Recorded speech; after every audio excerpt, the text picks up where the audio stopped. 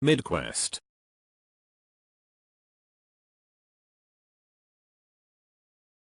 Which book do you personally consider to be 10/10? And then there were none.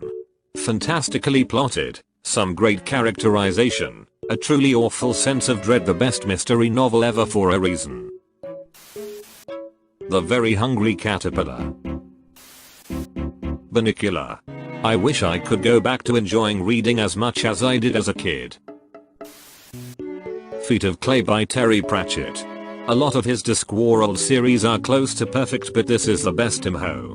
All the major players in the book have been well established at this point, so familiarity with their personalities enhances the story, but the central character, a living clay golem, displays a wonderful humanity despite not being human. Also, Sharpe's Waterloo by Bernard Cornwell.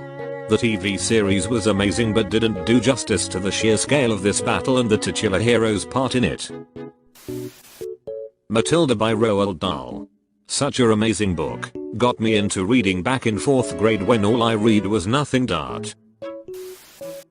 Treasure Island by R.L. Stevenson. It is considered a teen's book, but I reread it every couple of years or so for the last 30 years and I'm always amazed how good it is. Great characters from first to the last, everyone introduced beautifully, the thrilling plot with several U-turns. The book creates the mood from the beginning and keeps it till the end. Interview with the Vampire. I couldn't put it down. The Princess Bride. I love it.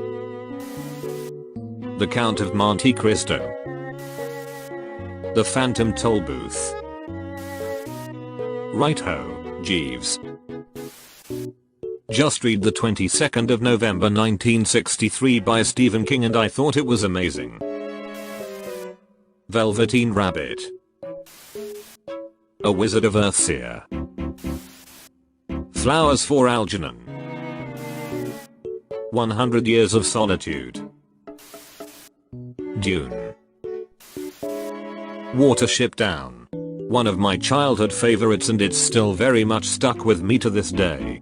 Haven't seen the latest CGI adaptation, but I personally believe the film adaptation is poor simply because it makes some unnecessary changes from the book. I can understand changes due to time constraints, but the changes they wrote in made the film longer and the story worse in places, at least compared to the book. Watership Down. Richard Adams, The Exorcist. William Blatty, The Things They Carried to M'Brien.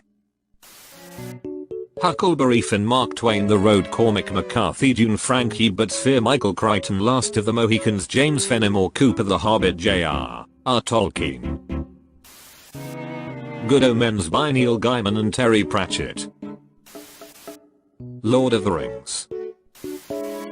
East of Eden by John Steinbeck. The Little Prince by Antoine de Saint-Exupéry. It hits me in the heart every time I read it. If You Give a Mouse a Cookie. Animal Farm. The Lusty Argonian Maid. It's a masterpiece. Hitchhiker's Guide to the Galaxy. My favorite book with no doubt. The Book Thief by Marcus Zusak. Slaughterhouse-Five. The Way of Kings by Brandon Sanderson. Catch-22. Anne of Green Gables. Bridge to Terabithia. The Martian. Three Men in a Boat by Jerome K. Jerome. It's very funny and doesn't seem like it's over 100 years old. Lord of the Flies is an amazing book. It's a shame how most people's perceptions of it are skewed because they had to read it in high school. Lonesome Dove. Oryx and Crake. The Giver because it reflects on modern day society and how we protect others from the harsh reality and all the good that comes with it, and the loss of creativity and pain and death merely being a ceremony of joy, and I think that it is a really good book.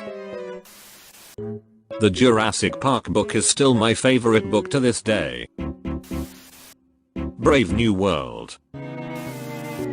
All of the Calvin and Hobbes books. Whoever gave me the silver, thank you lol. My first ever award on here lol. No better reason than Calvin and Hobbes. All of life's lessons can be learned throughout the books. Screamed the dust speck. Cryptonomicon. 1984. The Stand, Stephen King. Hitchhiker's Guide to the Galaxy. To Kill a Mockingbird by Harper Lee. I'm not a huge reader, but I really like the Poisonwood Bible. Ender's Game.